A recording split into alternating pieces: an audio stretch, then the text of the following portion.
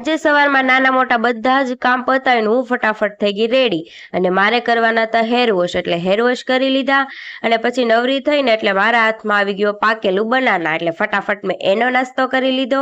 અને ફ્રી થઈ ગઈ ને હા આજે પાછું અમારે જવાનું હતું બહાર એટલે ફટાફટ અમે નીકળી ગયા બહાર જવા માટે તો આજે તો બહુ જ તડકો બહુ ગરમી અને બહુ જ લૂ લાગતી હતી પછી ફટાફટ અમે નીકળી ગયા કામરેજ જવા માટે જો અમે પહોંચી ગયા કામરેજ અને ફટાફટ ત્યાં જઈને બેસી ગયા આપણે જમવા તો જમવામાં કંઈક આવું બધું હતું પછી ઘરે આવી ગયા અને મેં તો રસોડામાં જઈને પહેલું જ કામ કર્યું ચા મેકવાનું ચા વગર તો આપણું માથું કઈ કામ કરે નહીં અને પછી મારા દેશમાંથી આવેલા બધા જ ઘઉંને સાફ કરવાના હતા દેશમાંથી આવેલા ઘઉંમાં બહુ ઝીણા ઝીણા કાંકરા હતા એટલે ફટાફટ મેં એને સાફ કરી દીધા